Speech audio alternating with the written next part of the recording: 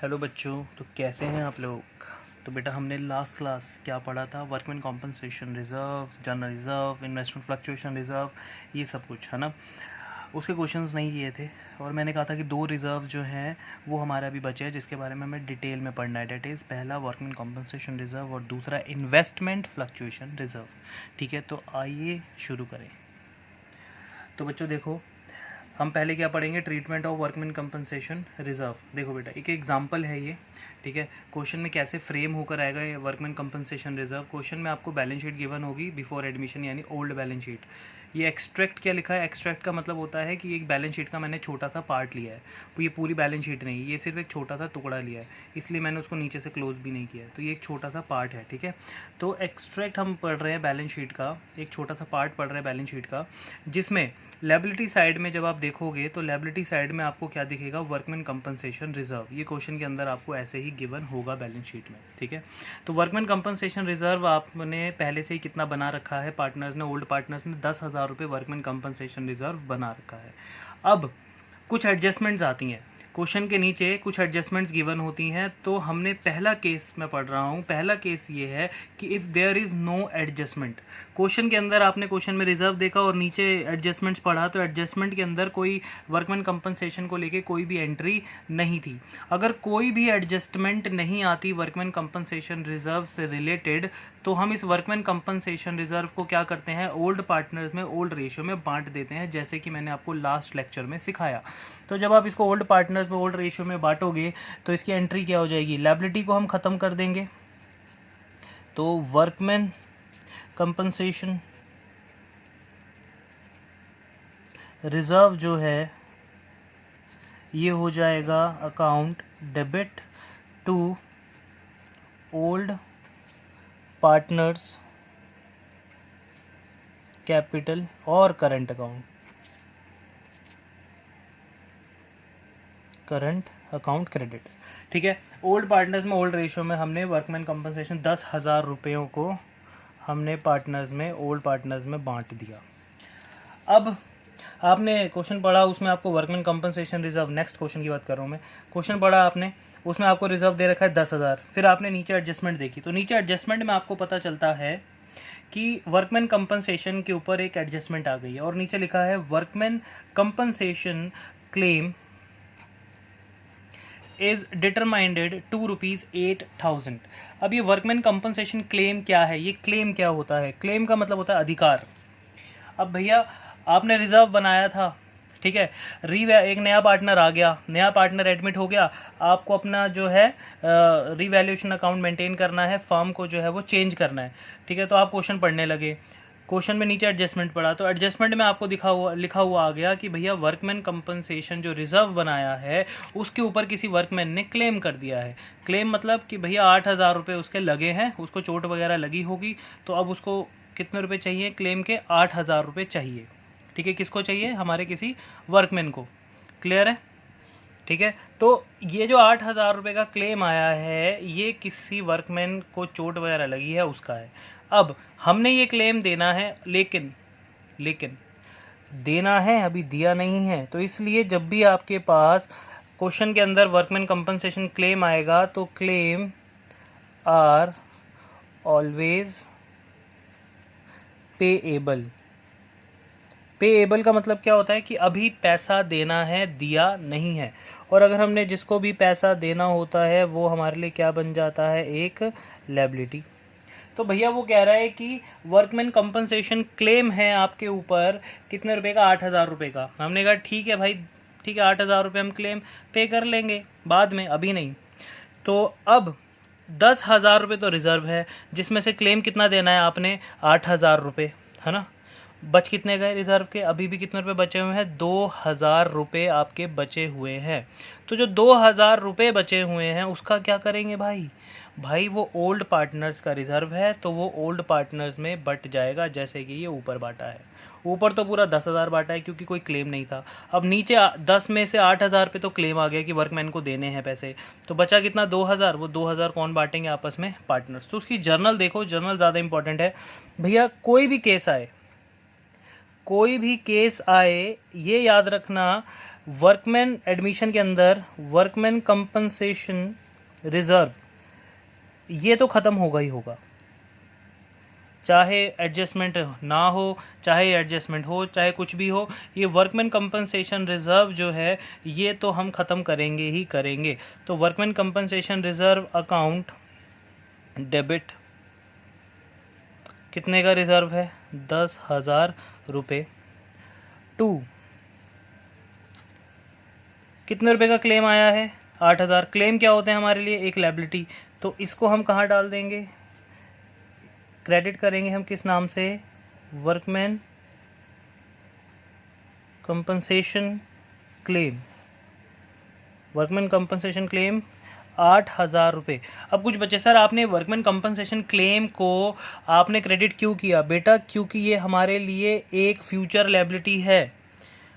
हमने अभी क्लेम, जैसे आपको अभी क्लेम आपके ऊपर आया तो आप हैंड टू हैंड क्लेम नहीं पे करोगे, आपको क्लेम देने का थोड़ा टाइम दिया जाता है और उससे हमें क्वेश्चन में कोई मतलब नहीं है। क्वेश्चन में कभी पेड नहीं बोलता, क्वेश्चन में हमेशा क्लेम आएगा और वो हमेशा पेबल होगा, पेड नहीं होगा, याद रखना। तो क्लेम अगर पेबल है तो भाई वो हमारे लिए क्या है? एक फ्यूचर लायबिलिटी। तो लायबिलिटी जब भी इंक्रीज होती है वो हमेशा क्रेडिट होती है, इसलिए मैंने यहाँ पे 8,000 रुपये डाल दिए। अब सुनो, यहाँ पे कितने हैं? डेबिट में 10, क्रेडिट में कितने हैं? 8। अभी भी कितने रुपए बच गए?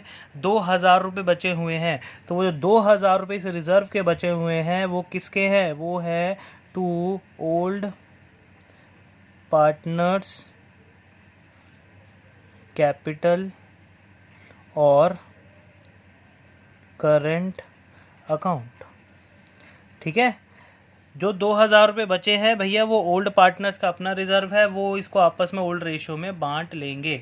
अब कुछ बच्चे यहाँ पर अलग अलग भी कर सकते हैं एंट्रीज, मतलब workman compensation reserve account debit 8,000 to workman compensation claim account 8,000।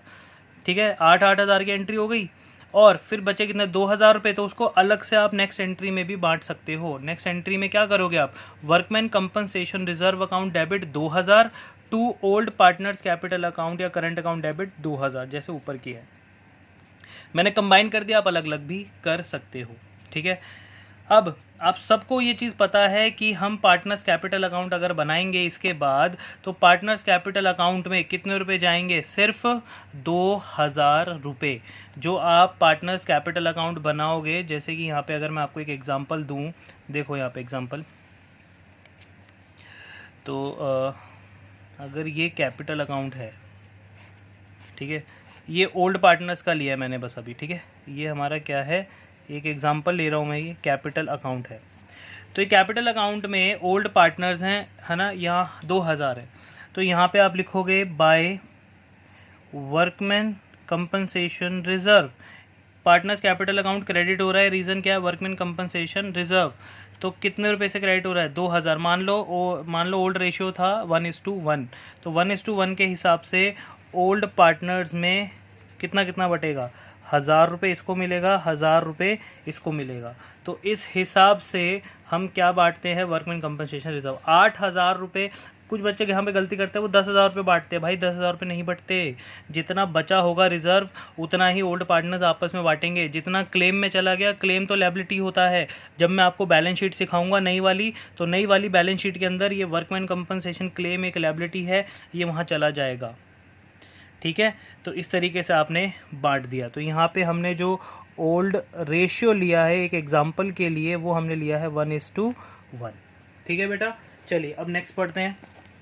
तो देखो बेटा, थर्ड केस में कह रहा है कि वर्कमैन कंपनसेशन क्लेम इज ₹10,000। अब पीछे आपने रिजर्व कितना बना रखा है? 10,000। 10,000 रिजर्व बनाने के बाद क्लेम भी कितना आ गया? 10,000 रुपये। बताओ, 10,000 रुपये सेविंग्स थी और 10,000 रुपये ही क्लेम आ गया। तो अब इस केस में आप क्या करोगे? मैंने क्या कहा था? एडमिशन के हर केस में वर्कमैन कंपनसेशन रिजर्व जो है वो तो हम ख़त्म करते ही करते हैं, मतलब डेबिट होगा ही होगा। लेकिन इस बार सारा का सारा वर्कमैन कंपनसेशन जो है, ये जो रिज़र्व है, ये सारा का सारा कहाँ चला जाएगा? क्लेम में। क्योंकि हमारे पास पिछले क्वेश्चन में 8,000 क्लेम आया था, तो हमने रिजर्व 10,000 में से 8,000 क्लेम को दे दिए, 2,000 पार्टनर्स में बांट दिए। अब जो हमारे ऊपर क्लेम आया है वो 10,000 आया है, तो पूरा का पूरा रिजर्व भी कितना है 10,000। तो पूरा का पूरा रिजर्व जो है वो कहाँ पे यूज़ हो जाएगा, वो यूज़ हो जाएगा वर्कमैन कंपनसेशन क्लेम में। पूरा का पूरा हमें क्लेम देना पड़ेगा 10,000 रुपये लायबिलिटी इंक्रीज। अब यहाँ पे पार्टनर्स की एंट्री मैंने नहीं की क्योंकि बचा ही नहीं पार्टनर्स में बांटने के लिए कुछ, तो मैंने बांटा भी नहीं। बात समझ आती है, क्लियर है? चलिए नेक्स्ट देखिए, कह रहे फोर्थ केस में if workman compensation claim is ₹12,000। भैया पीछे आप ध्यान दो, आपने रिज़र्व कितना बनाया है 10,000 का तो रिज़र्व बनाया है, लेकिन किसी वर्कर को चोट लग गई, रीवैल्यूएशन के टाइम पे आपको पता चल रहा है कि भैया क्लेम तो हमें 12,000 रुपये देना है, 10,000 का रिज़र्व बनाया है, 12,000 रुपये का क्लेम आ गया। तो मैंने क्या कहा था कि हर केस में वर्कमैन कंपनसेशन रिज़र्व जो है ये तो ख़त्म होगा ही होगा, यानी 10,000 रुपये तो ख़त्म होंगे। 2 वर्कमैन कंपनसेशन क्लेम अकाउंट, और क्लेम कितने का आया है 12,000 रुपये का। फिर ध्यान से सुनो, 10,000 रुपये का रिजर्व है, 12,000 रुपये का क्लेम आ गया, आपने 12,000 में से 10,000 रुपये रिजर्व के तो दे दिए, अब बचे कितने 2,000 रुपये। अब 2,000 रुपये का क्लेम कौन देगा भैया, फर्म ही तो देगी। अब अगर फर्म अपनी जेब से 2,000 रुपये का क्लेम अलग से दे रही है तो क्लेम देना फर्म के लिए प्रॉफिट होगा या लॉस? सोचो, क्लेम देना फर्म के लिए होगा लॉस, और ये लॉस जो होते हैं सारे के सारे लॉसेस कौन से अकाउंट में जाते हैं, वो जाते हैं रीवैल्यूएशन अकाउंट के डेबिट साइड में, यानी कि 2,000 रुपये हमें कहाँ भेजने पड़ेंगे, रीवैल्यूएशन अकाउंट के डेबिट साइड में। ठीक है, अब कुछ बच्चे यहाँ कन्फ्यूज, सर ऐसा क्यों भेजना पड़ेगा, आप 2,000 रुपये वहाँ क्यों भेजोगे? यार सीधी सी बात है, 2,000 रुपये वहाँ पे इसलिए भेजा जाएगा क्योंकि रीवैल्यूएशन के टाइम पे यानी कि जब नया पार्टनर एडमिट होता है उस वक्त अगर कोई भी फर्म को लॉस होता है तो वो सारे के सारे लॉसेस रीवैल्यूएशन अकाउंट में ही जाते हैं, और सारे के सारे प्रॉफिट्स भी रीवैल्यूएशन अकाउंट में ही जाते हैं। तो यहाँ पे फर्म ने कितना रिजर्व बनाया था 10, लेकिन क्लेम कितना आ गया 12, 2,000 का हुआ लॉस कहाँ डाल दिया हमने, रीवैल्यूएशन अकाउंट के डेबिट साइड में। अब रीवैल्यूएशन का जो डेबिट साइड है यानी कि ये वाली साइड, ठीक है, अब मैं इसको ज़रा एक एग्जांपल से समझाता हूँ, रीवैल्यूएशन अकाउंट बनाता हूँ छोटा सा। देखो नीचे यहाँ पे एक एग्जांपल ले रहा हूँ मैं, तो ये रीवैल्यूएशन अकाउंट बनाया मैंने एक रफ में, ये डेबिट है ये क्रेडिट है ना। तो अब रीवैल्यूएशन में हमें हुआ है लॉस, रीवैल्यूएशन अकाउंट हुआ है डेबिट 2,000 रुपये से, किसकी वजह से भैया, हमें क्लेम देना था 12,000 रुपये क्लेम देना था, जिसमें से 10,000 का तो रिज़र्व हमारे पास हमारी सेविंग्स रखी थी 10,000 की, लेकिन 2,000 की सेविंग नहीं रखी थी, तो 2,000 का नुकसान फर्म को खुद झेलना पड़ेगा। तो फर्म अगर खुद झेलेगी तो वो जाएगा रीवैल्यूएशन के डेबिट साइड में, किस नाम से जाएगा, वो जाएगा वर्कमैन कंपनसेशन क्लेम। तो वर्कमैन कंपनसेशन क्लेम, और वो भी कितने रुपए से, 2,000 रुपये से। अब मैं आपको एक बात बता दूं, अगर क्वेश्चन इतना ही होता, मान लो आप रीवैल्यूएशन अकाउंट बना रहे हो, रीवैल्यूएशन अकाउंट में सिर्फ एक एंट्री आई है, that is workman compensation claim 2,000 रुपये। अब इस अकाउंट को अगर मैं कहूँ कि क्लोज करना है तो कैसे क्लोज करोगे? ये डेबिट साइड कौन सी होती है, लॉस, और सारे के सारे लॉसेस किस में बढ़ते हैं, एंड में पार्टनर्स में बढ़ते हैं, ओल्ड पार्टनर्स में, क्योंकि रीवैल्यूएशन में जितने भी चेंजेस आएंगे वो ओल्ड पार्टनर्स के सर सारे के सारे हम डाल देंगे। तो ओल्ड पार्टनर्स अब आपस में क्या झेलेंगे, इस 2,000 रुपये के लॉस को। तो यहाँ पे आप क्या लिखते हो, यहाँ पे आप लिखते हो by loss transferred to capital accounts, ये लिखते हो ना, और नीचे यहाँ पे ओल्ड पार्टनर्स के नाम। तो पार्टनर्स में कितना कितना बांट दोगे, 2,000 रुपये, यानी कि ये जो रीवैल्यूएशन का लॉस है वो किस में बढ़ता है, एट द एंड पार्टनर्स में। तो यहाँ पे रीवैल्यूएशन का लॉस कितना आया है, 2,000, आपने एक एंट्री तो कर दी, अब दूसरी एंट्री कौन सी होगी, दूसरी एंट्री होगी इस रीवैल्यूएशन के लॉस को पार्टनर्स में बांटने की। तो यहाँ पे हम बांटेंगे किस नाम से, old partners capital account debit to revaluation account कितने 2000 रुपये। ओल्ड पार्टनर्स में ओल्ड रेशो में ये बढ़ जाएगा, कैपिटल फिक्स होगी तो करंट। अब कुछ बच्चे यहाँ पे कंफ्यूज हो जाते हैं, वो कहते हैं सर हमें कैसे पता पड़ेगा कि कौन कौन सी एंट्रीज जो है वो वर्कमैन कंपनसेशन की वो पार्टनर्स कैपिटल में जाएगी। मेरे भाई मतलब रीवैल्यूएशन में जाएगी और फिर रीवैल्यूएशन से कौन कौन सी एंट्रीज बनेंगी। सीधी सी बात है भाई, जितने मैंने केसेस पढ़ा दिए इनसे बाहर पहली बात तो कोई केस ही नहीं है। और आप खुद सोचो, वर्कमैन कंपनसेशन रिजर्व एक लायबिलिटी है, आपने एक लायबिलिटी अकाउंट को ख़त्म कर दिया। वर्कमैन कंपनसेशन ये एक न्यू लायबिलिटी है, आपने एक न्यू लायबिलिटी को ओपन कर दिया, ये तो न्यू बैलेंस शीट में जाएगा है ना, क्योंकि ये अभी आपने पे नहीं किया। आपने रीवैल्यूएशन अकाउंट एक एक्सपेंस अकाउंट आपने इसको ओपन कर दिया। अब रीवैल्यूएशन अकाउंट, बहुत ध्यान से सुनना, क्या रीवैल्यूएशन अकाउंट आगे जो नई बैलेंस शीट या नया जो बिजनेस शुरू होने वाला है, आपका जो नया पार्टनरशिप शुरू होने वाला है, क्या उसमें ये रीवैल्यूएशन अकाउंट लेकर जा सकते हो? नहीं। तो ये रीवैल्यूएशन अकाउंट जो होता है, अगर ये आपने ओपन किया है तो इस रीवैल्यूएशन अकाउंट को हमको क्लोज भी करना होता है। तो रीवैल्यूएशन अकाउंट कहाँ पे जाके क्लोज होता है? जब वो पार्टनर्स में बट जाता है। तो पार्टनर्स कैपिटल अकाउंट भी क्या हो जाती है? डिक्रीज। तो हमेशा अपने दिमाग में एक बात रखें कि रीवैल्यूएशन अकाउंट हमें ख़त्म करना होता है, तो उसकी एंट्री तो बनती है। क्लियर है?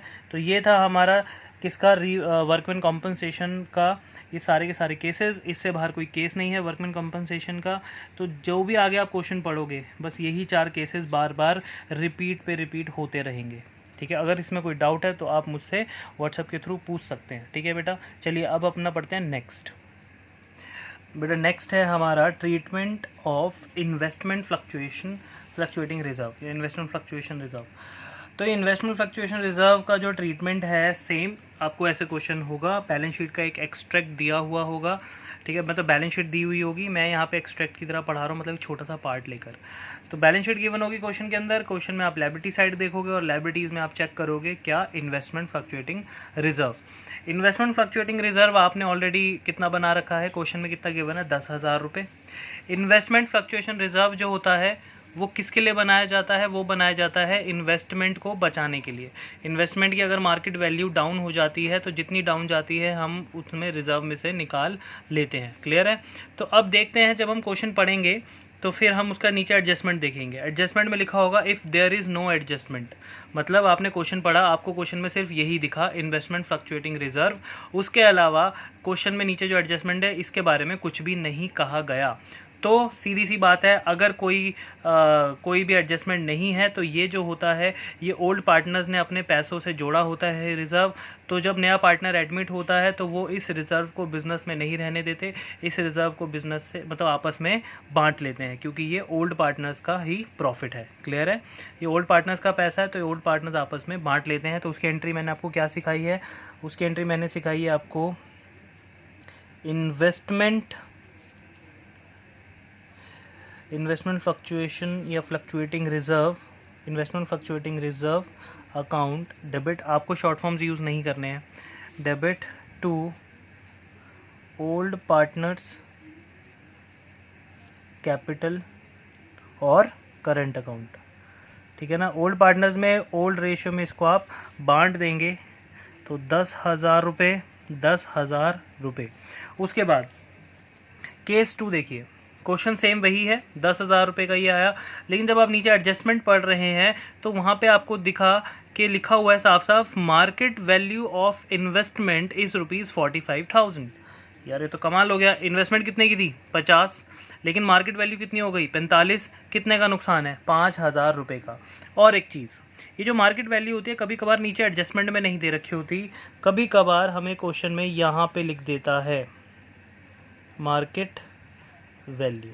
ठीक है बेटा, कभी कभार क्वेश्चन में हमें इन्वेस्टमेंट के नीचे ही लिख देता है मार्केट वैल्यू, तो इस पर ज़रूर ध्यान दें। तो कभी कभार यहाँ भी लिखा होता है और कभी कभार नीचे एडजस्टमेंट में भी लिखा होता है। तो मार्केट वैल्यू कितनी हो गई? 45,000 रुपये थी। कितनी? 50। कितने का नुकसान? 5,000 का।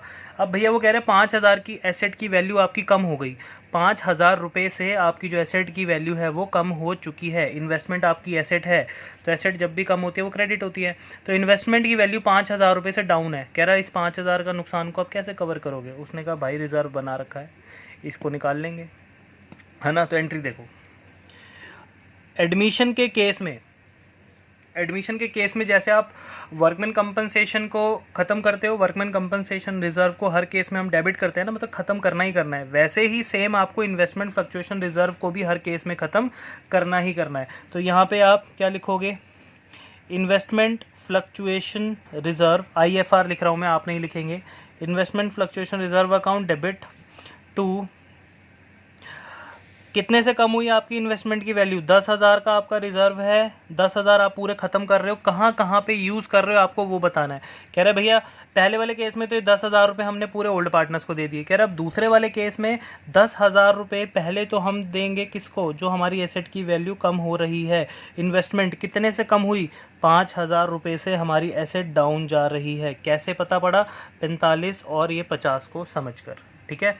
5,000 रुपये एसेट की वैल्यू कम, जिसमें से हमने इन्वेस्टमेंट फ्लक्चुएशन रिजर्व में से वो 5,000 रुपये हम रिकवर कर लेंगे।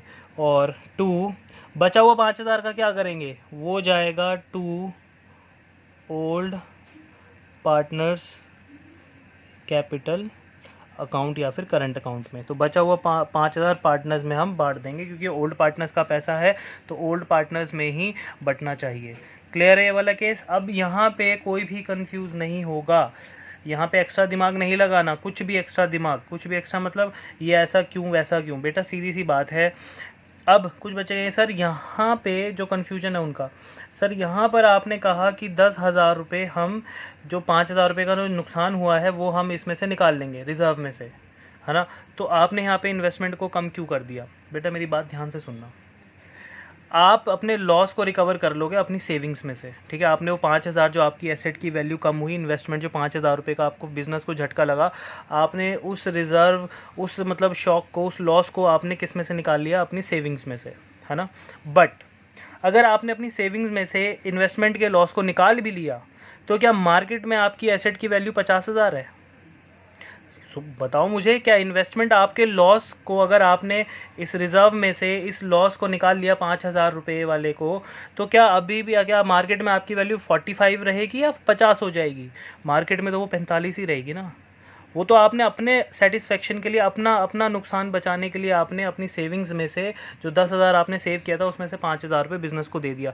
लेकिन मार्केट में आज भी आपकी जो एसेट की वैल्यू है वो 5,000 डाउन ही है, इसलिए मैंने यहाँ पे 5,000 रुपये एसेट की वैल्यू को कम किया है।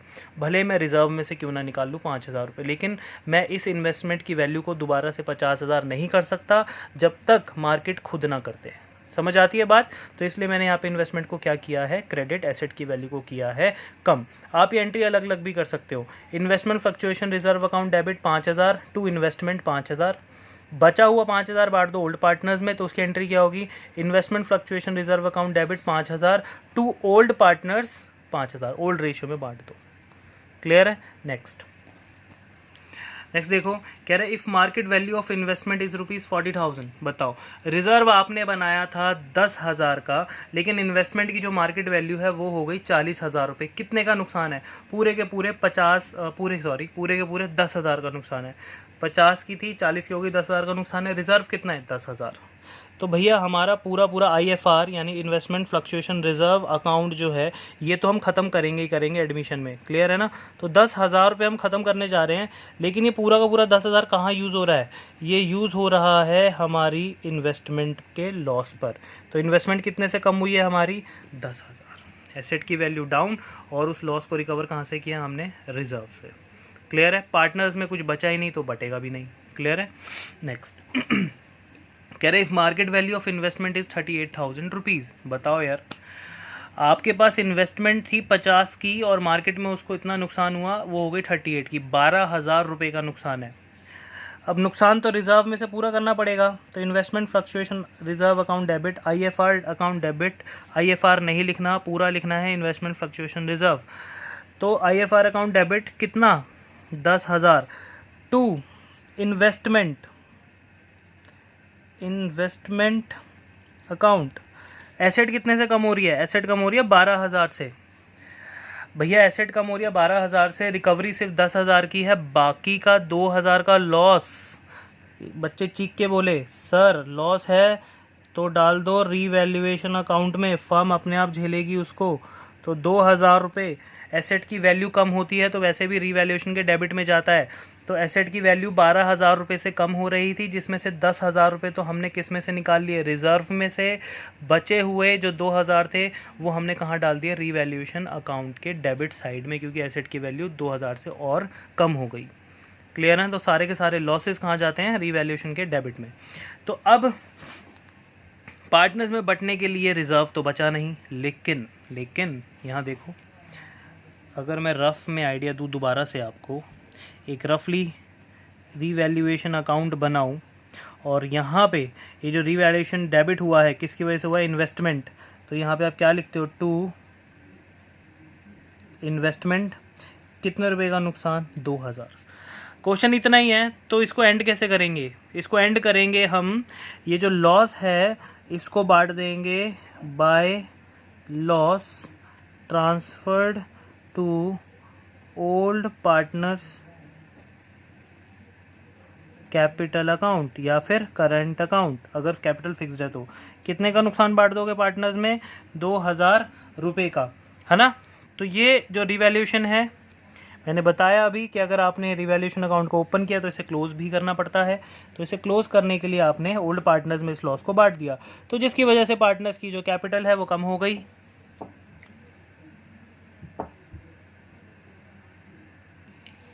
Old partners capital account debit, partners के कैपिटल को कम कर दो, कितने से कम हो जाएगा वो, 2,000। अब जो भी रेशियो दे रखा होगा ओल्ड रेशियो उसी में बांटोगे आप, ठीक है। टू रीवैल्यूएशन अकाउंट, ये सारा का सारा जो रीवैल्यूएशन का लॉस था वो हमने पार्टनर्स में बांट दिया, यानी कि इस एक्सपेंस अकाउंट को हमने ओपन भी किया और इस एक्सपेंस अकाउंट को हमने क्लोज भी कर दिया। रीवैल्यूएशन को क्लोज करना कंपलसरी होता है, ये चीज़ याद रखें। तो ठीक है, हमने क्लोज कर दिया 2,000 रुपये। अब इसके बाद एक और केस है, वो लास्ट है, बट इस केस में हमने क्या सीखा कि भैया अगर हमारी मार्केट वैल्यू जो है वो इतनी ज़्यादा डाउन हो जाती है कि हमारा रिज़र्व भी उस लॉस को रिकवर नहीं कर पाता है, तो वो जो लॉस है वो कौन बियर करेगा, रीवैल्यूएशन। और रीवैल्यूएशन का लॉस किस में बटेगा, पार्टनर्स में। नेक्स्ट, तो बेटा नेक्स्ट में और लास्ट है ये, लास्ट में क्या रहा है, लास्ट वाले टॉपिक में, if market value of investment is 52,000। अरे वाह, मज़ा आ गया। आपकी जो मार्केट वैल्यू थी 50 थी, सॉरी मार्केट वैल्यू कह रहा हूँ, आपने जो एसेट खरीदी थी इन्वेस्टमेंट वो 50 में खरीदी थी बैलेंस शीट में, और अब मार्केट में उसकी वैल्यू कितनी हो गई, 52,000 रुपीज़। तो ये कहा गया है कि जब भी एसेट्स की वैल्यू बढ़ती है तो वो कहाँ जाती हैं, एसेट की वैल्यू बढ़ती है तो कहाँ जाएगी, वो जाएगी रीवैल्यूएशन के क्रेडिट साइड पर।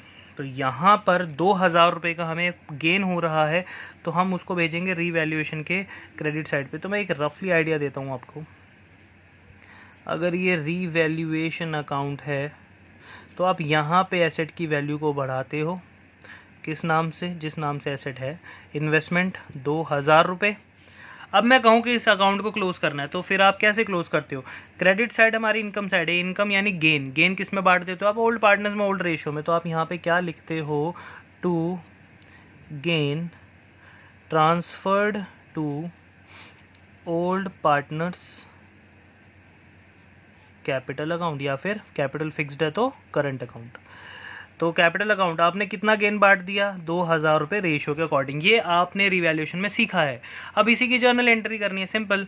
तो 2,000 रुपये बढ़ा तो जर्नल क्या करोगे आप, एसेट की वैल्यू बढ़ती है तो वो हमेशा डेबिट होती है क्योंकि रूल यही कहता है।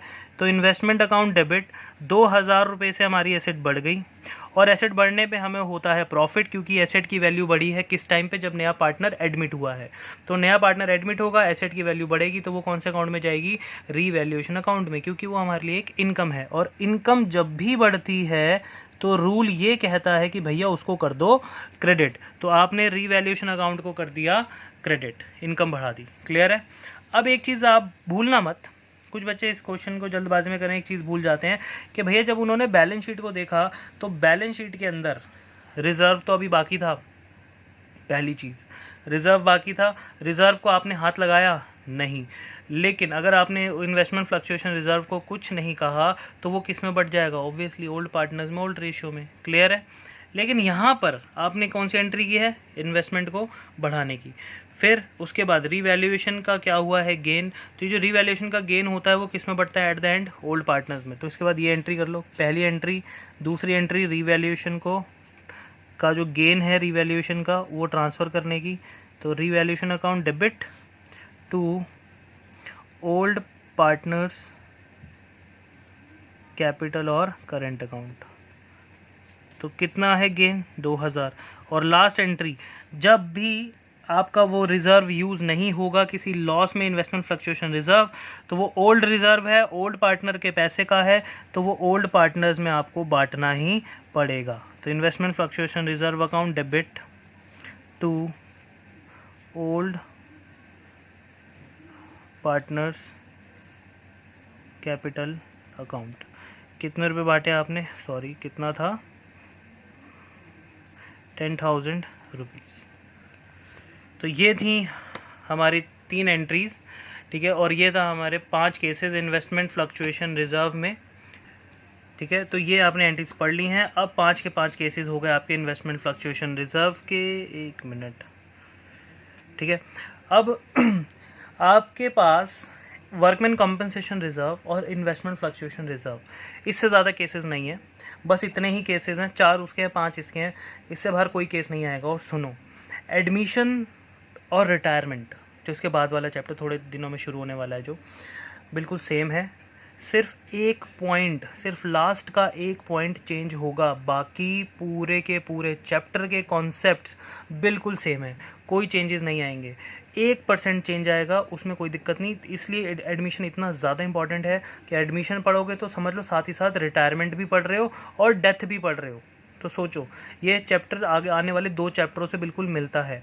तो ये जो कॉन्सेप्ट है ये रिटायरमेंट में भी है, वर्कमैन, मतलब सारे के सारे कॉन्सेप्ट्स रिटायरमेंट में एज इट इज़ मिलेंगे जो एडमिशन में है।